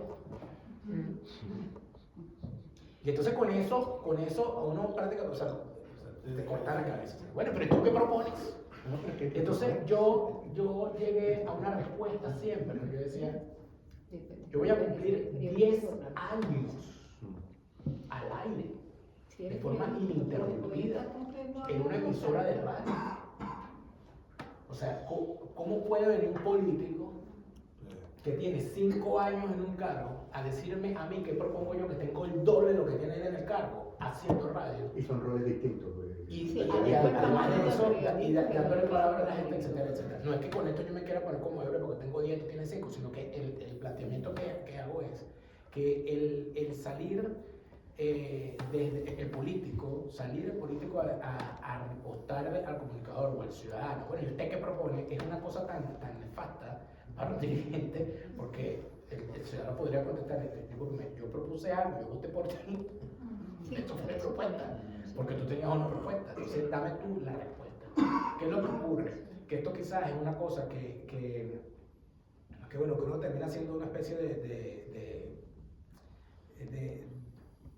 persona que se sabe el final de la película, o que se sabe el trascámara, o que se sabe el truco del mago, porque es que yo hice activismo político. Yo estuve en un partido político, yo me formé en un partido político, yo hice política comunitaria, yo repartí volantes, yo cuidé mesas electorales, yo cuidé votos, yo fui para marcha, yo hice toda esa cosa yo la hice. Y yo recuerdo muy bien el momento en el que los dos momentos en los que yo me di cuenta que yo estaba en el sitio equivocado y que yo no podía seguir allí. El primero fue cuando mi partido de la Acción Democrática me manda a España a hacer un curso en la Fundación Ideal del PSOE. Cuando yo escuché todo lo que se decía allí, eso fue en pleno gobierno de Zapatero, cuando yo escuché todo lo que nos decían allí, o sea, a mí me daba vuelta las cosas que yo decía, esta gente, ¿en qué mundo vive? En este no había nada allí, y había gente muy respetable, muy destacada y teórico y tal, pero no había nadie allí que estuviese hablando del mundo real, ¿no? Lo que me dejó a mí la sensación de que la socialdemocracia había perdido su vigencia por completo y que se había perdido en el discurso, y que lo que le quedaba era la propaganda y la cosa, y asumir banderas que no son de ellos, sino que son secuestradas de movimientos sociales. Porque los derechos de la población homosexual no los ganó la izquierda, los ganó la población homosexual. Los derechos de la mujer no lo logró ningún partido de izquierda, lo logró la mujer con su rol. Y que venga un partido de izquierda o de derecha a asumir que ellos fueron, es una cosa que para empezar es una estafa y para continuar es una mentira. Pero cuando uno ve esa reivindicación, cuando yo vi esa reivindicación o esas cosas que estaban haciendo en el PSOE, yo regresé a Venezuela con, bueno, ido. Ahí empecé yo la rebelión. Y el segundo momento en el que yo me di cuenta que aquí yo no hago nada aquí fue cuando Capriles se deja quitar las elecciones con Maduro. No solamente porque se las dejó quitar, sino porque ese día, cuando me llaman a la protesta, etcétera, etcétera, bueno, a mí me intentan matar dentro de un barrio en Vargas, defendiendo a una gente que estaba siendo reprimida. Y me salvé por centímetros porque el policía le tembló la mano, la pistola no le salió, etcétera, etcétera. Entonces, ese tipo de, o sea, cuando uno se ve como una persona en medio de la historia, si uno ve para acá, ¿qué hago yo aquí? Y ese fue el momento que yo dije, yo no hago nada aquí. Yo quizás soy más útil en los medios, y me quedo en los medios, y se acabó. Quiero decir algo, porque eso que tú dijiste ha sido banalizado por muchas personas, de que es mentira, que se dejó quitar la presidencia. Para esas elecciones, yo formaba parte de las juventudes que acompañaba a Capriles, junto a la hoy diputada Gaby Arellano, y cuando se dan los resultados, que nos citan al comando, Enrique nos pide a los jóvenes agitar la calle, sacar a la gente de la calle. Y le hicimos caso. Y lo hicimos. Nosotros empujamos a la gente de la calle, unos ellos, otros no. Y cuando le volvimos a contactar para pedirle orden, es decir, ¿hacia dónde vamos ahora? Capriles dejó de contestar. Lo mandó a escuchar salsa. A bailar salsa. Eso no lo vi en Globovisión, no lo vi en Twitter, eso lo viví. Claro. Eso lo viví. Eso es lo peor que el golpe que le dio Capriles a la moral, a la democracia venezolana. Una pregunta que Eso no lo hemos recuperado hasta ahora. Sí, bueno, quisiera dividir la intervención rápidamente en dos partes. Una referente al libro. Primero que todo, antes que nada, gracias. Gracias por lo que estás haciendo, gracias por esa síntesis tan interesante y tan dinámica. es muy extraño leerlo y no imaginarme en mi cabeza tu voz leyéndolo o recitándolo como si estuviese viendo el programa en YouTube. Es loquísimo, es loquísimo. Muchísimas gracias por eso, de plano. También se vuelve muy interesante porque lo estoy leyendo en conjunto con mi mamá y es ese juego, esa adivinanza. Este párrafo habla de fulanito, esto habla de sultano, ¿sabes? Es muy agradable, sobre todo los primeros capítulos, que fue lo que pudimos leer juntos. Y realmente vuelve la discusión muy dinámica, porque aparte de eso, haces un paréntesis, haces el contexto. Mamá nació en Colombia, se mudó a Venezuela cuando Carlos Andrés Pérez, vivimos todo lo del 92, yo no tengo 20 años, vivimos todo lo del 92, pasamos toda esta etapa, yo me crié en Venezuela y salgo de Venezuela con la esperanza de poder regresar algún día, pero el tiempo pasa y me consigo con dos cosas, ¿ok? Y ahora paso a esa segunda parte. Te consigues con que cuando empiezas a estudiar en la Sorbonne, cuando empiezas a luchar con el francés y con la realidad que tienes afuera, donde necesitas casa, trabajo y todo, es decir, tienes que empezar a hacer vida aquí y de alguna u otra manera asumes que tu vida se va a llevar un buen tiempo en el extranjero, así bueno, está bien, vamos a hacer las cosas bien. Yo acabo de recibir mi nacionalidad hace un par de semanas y bueno, bastante sacrificio la cosa. Y en ese momento donde te paras a pensar, mi novia es de origen español, pero vivió en Venezuela, nos conocimos allá, y empezamos a pensar en eso de, ok, y regresamos, hacemos algo, ¿qué hacemos? Compramos. Y cuando empiezas a dar cuenta y empiezas a mirar a tu alrededor, a tu contexto, inclusive cuando haces un poquito de retrospectiva, y te das cuenta que la gente que salió, muchos realmente no estamos con ese interés de regresar, tú dices entonces, ¿qué queda? Porque cuando ves del otro lado lo que se proyecta en cámara, o sea, lo que ves en una entrevista, lo que ves en esos youtubers e influencers, y voy a aprovechar a hilar con la intervención de ustedes, te das cuenta que la gente que está allá ya no piensa en eso que hay que hacer para acomodar las cosas, para que estén tan bien como estaban antes, porque esa gente no conoció el antes, y los que estamos afuera, que sí lo pudimos hacer, te quedas con esa sensación de impotencia porque no sabes realmente a dónde ir o qué hacer. O sea, no es tanto como una pregunta, sino como una reflexión que aprovecharía a hilar a ese fenómeno que se habló hace un momento con respecto a los influencers, donde te das cuenta que te sientes más en contacto con la realidad de tu país cuando escuchas a George Harris, cuando crees que estás en contacto con la realidad venezolana, que escuchas a dos influencers que luego son criticados por Patricia Poleo, donde te hablan de una Venezuela que se arregló, pero que entonces levantas el teléfono y escuchas a tu amigo en Venezuela que necesita un tratamiento y donde lo único que te pide que lo ayudes es con 20 euros, porque para ellos es el mundo, pero para ti es lo que te puede tirar el cine. Entonces, ¿qué crees? ¿Qué haces? Y llega un momento en el que te consigues con una generación que comienza a generar una apatía. Y hablo por mi novia. En ese caso, ella es, qué fastidio, no quiero volver a escuchar esto, me estreso. Y lo hilo un poco con lo que Francisco dijo. Ya comienza poco a poco a desocupar, tú comienzas poco a poco a desocupar tu mente de lo que para alguna vez para ti fue importante. Entonces, te comes una yaca que tu mamá hace de origen colombiano, que te hace una yaca venezolana, y la primera reacción que tienes la que tenemos todos. Fíjate tú lo siguiente, que en los minutos que nos quedan, gracias por tu reflexión. Fíjate algo. A mí en estos días me comentaba, hace rato, hay varios, no sé que no me gusta nombrarlo porque son conversaciones privadas, pero hay varios hijos, nietos, herederos. Esta es también una conversación privada, sí. No te preocupes. Herederos, nietos, gente por allí vinculada al expresidente venezolano, ¿no? que nos sigue mucho, en María y sobre todo, ¿no? Y que nos escriben, están siempre pendientes, nos hacen llegar cosas, tal. Algunos nos quieren, otros no. Pero hay el caso de una persona que tengo largas conversaciones mucho tiempo, que me dijo algo, él está fuera de Venezuela, y me dijo, mira, La Venezuela, esa Venezuela, ya no está en Venezuela. Y lo que nos fuimos, o sea, yo extraño a Venezuela, no, yo extraño algunas cosas, pero ya Venezuela yo ya lo extrañaba cuando estaba allá. La Venezuela en la que yo vivía ya no estaba aquí. Eso se fue. Pero si te pones a ver dentro de lo que dijiste algo interesante. Que te comiste una yaca. El venezolano que está fuera de Venezuela sigue comiendo yaca. Sigue poniendo los aguinaldos, aunque no sea maracucho, se hace un nudo en la garganta, todo aquello, con la canción aquella, una gaita, todo aquello. Eso sigue estando allí. Eso no se va a ir. Pero si no se le ha ido a los kurdos, que ni siquiera tienen un estado constituido. O sea, si no se le ha ido, o sea, si todavía seguimos hablando que si de la antigua Grecia, o sea, se acabó el Imperio Romano, pero Roma sigue ahí.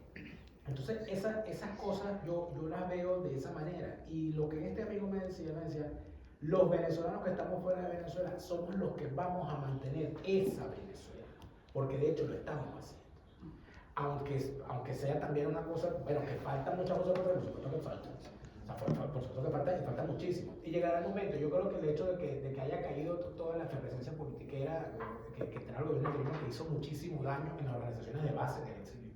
Entonces aquí todo el que tenía una organización de venezolanos, entonces lo obligaron a partidizarse, que es algo muy natural en Venezuela, porque en Venezuela las juntas de vecinos, las asociaciones de vecinos, todo estaba partidizado, hasta las juntas escolares estaban partidizadas.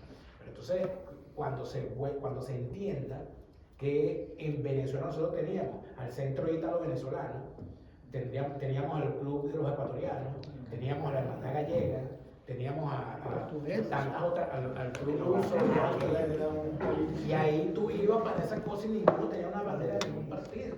Ahí había una organización que era de los ciudadanos que se sentían en ese país, parte de ese país, y que ni estaban negando el país en el que vivían, pero mantenían las tradiciones. Eso a nosotros nos falta hacer. Nos falta organizar eso. Si nos falta organizar eso, tenemos un problema de organización. Esas cosas creo que en algún momento se va a lograr, pero yo creo que parte también del crecimiento. Y fíjate que hay algo que se dice con mucha frecuencia y se machaca muchísimo, que es que bueno, que el venezolano nunca había migrado. El venezolano no tiene alma de migrante porque el venezolano no había migrado. Mi abuelo, Lorenzo Lara, nació en Coro. Mi papá nació en Puerto Cabello. Mi bisabuelo materno nació en Margarita, pero sus hijos nacieron en Río Caribe y terminaron todos en La Guaira. Si tú te pones a revisar la historia personal, cuando tú hablabas me decía que era maracucho, pero tenía unos 8, pero también era italiano y tal. Eso de que el venezolano no es migrante es una gran mentira. El venezolano, lo que pasa es que no migraba para afuera. Somos hijos de inmigrantes. El venezolano migraba, o sea, tú veías entonces los carupaneros en Italia, los de Río Caribe en Italia, los margaritas en Italia. Entonces sí hay un alma migrante, solamente que estaba dentro. Somos hijos de inmigrantes. Somos hijos de inmigrantes y somos migrantes, además también dentro de Venezuela. Entonces eso de alguna manera nos permite entender que Venezuela no se va a ir. Venezuela no se va a ir. Ahí donde la gente se come una yaca, ahí va a estar Venezuela. Fíjate que aprovechando que hay aquí unos amigos cubanos, yo descubrí una cosa, que por cierto está narrada creo que en el libro del Pablo Pareja, que me causó por cierto un problema con unos maracuchos cuando lo dije, porque me equivoqué en la cifra y los maracuchos son como son. Cuando la batalla de la guerra de independencia que decide la independencia es la batalla del lago de Maracaibo, no la batalla de Carabobo. Y eso no ha sido correctamente narrado por varias razones que dan cuenta de muchas de las taras que tenemos en nuestra sociedad con respecto a la forma de ver la historia. Que en la batalla del lago de Maracaibo, el jefe de esa batalla, el jefe de la escuadra, era el almirante Padilla. El almirante Padilla era de Riohacha, no había nacido en Venezuela. Pero por una serie de circunstancias que solamente ocurren cuando la historia hace su magia, este señor le corresponde, porque eso no estaba planeado, ocurrió, encabezar la escuadra en la batalla del lago el 24 de julio de 1821, si no recuerdo mal. Y ocurre que del bando realista, por circunstancias, a quien le corresponde encabezar la escuadra de defensa era al capitán general de la provincia de Venezuela, que era Morales. Y lo derrotan. Y como termina derrotado, Padilla lo hace preso. Y al hacer preso capitán general, se acabó la capitanía general. Y ganaron. O sea, se acabó. O sea, ahí se acabó todo. El tipo lo captura y al capturarlo ocurre una cosa particular, que ya estaba en vigencia el Tratado de Regularización de la Guerra, que había acabado con las atrocidades, que había, con la mayoría de las atrocidades que había en la guerra, etcétera, etcétera. Y se le permitía a los vencedores, al ejército vencedor, no se iba a fusilar a nadie, todo aquello, ya acabó la batalla. Se le dijo a los vencidos que se podían ir a donde ellos quisieran, que se podían ir con sus estandartes en alto, que los venezolanos, porque había venezolanos peleando en el barrio realista, que se quisieran quedar en Venezuela podían hacerlo, pero no podían ser pertenecientes a ninguna milicia. Y que los venezolanos, aún nacidos en Venezuela, que quisieran irse con el ejército ganador, podían hacerlo y no había ningún problema. Se podían llevar sus bienes, se podían llevar sus cosas.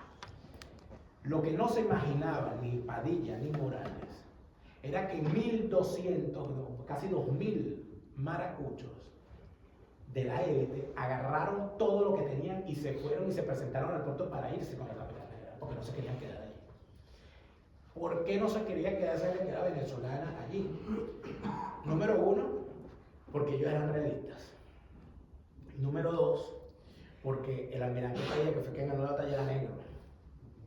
Y había un gran problema con el temor de que se convirtiera Venezuela en otra Haití, de que viniera y mataran a todos los blancos. Y pues mira, aquí gana un negro, o sea, aquí no, esto se acabó. Esa gente se va. Pero lo interesante es para dónde se van. Esa gente se va para el fuertín militar más cercano o más fuerte que había en aquel momento, que era Cuba. Esa gente se fue para Cuba, se montaron solo y se fueron para Cuba. Y entre los que se va el padre de Maceo, que es uno de los héroes de la independencia, de la gesta de independencia cubana. Y este señor Maceo, entre las cosas que le decía a sus hijos era: no dejen perder ustedes su patria como perdieron. Entonces cuando tú te pones a ver, y cuando a veces hablan, yo esto no lo digo público, porque en realidad hay una invasión cubana de Venezuela o un retorno. Esa Pero ¿en qué termina todo esto? Ah, bueno, entonces te consigues que esa población mantuvo sus tradiciones en Cuba.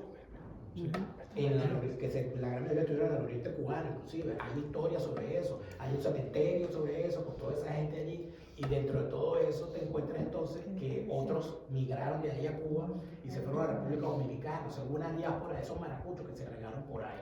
Y cuando te pones a buscar, entonces te encuentras que puedes tener una discusión en Dominicana sobre el origen de una cosa llamada el pastel en hoja, que es una yaca. Porque entonces ellos dicen que eso es de ellos, pero nadie logra determinar si en realidad es una yaca maracucha que llegó allá en aquel momento y se quedó tal como era. Y te das cuenta que hay unos tamales en el oriente cubano que se parecen muchísimo también a la yaca. Entonces todo el mundo lo discute. ¿Es la yaca el tamal, el pastel en hoja, o es en realidad que nosotros lo llevamos para allá? Nunca lo vamos a saber. Pero en conclusión, o sea, Venezuela no se va a morir nunca. En ese sentido, porque es imposible. Además, o sea, imagínate tú una Navidad sin gaita. O sea, eso no va a pasar jamás. No va a pasar sin la yaca. Eso no va a pasar jamás porque eso está en el alma. Sí, yo lo veo así. Gracias a todos por venir. ¿Nos podemos tomar una fotito? Yo propongo, Daniel, que por la hora. Gracias. Por la hora y para los que quieran adquirir el libro, vamos a hacer una foto aquí en el Monumento a las Olimpiadas. Que aquí nos podemos encontrar ahí, quien quiere el libro, y las fotos para el álbum de la gira de Daniel. ¿Vale? Disculpa una cosita, te pido disculpas que tengo mi niña, la tengo que ir a buscar. Ya yo tengo el libro. Por supuesto. ¿Me lo pudieras?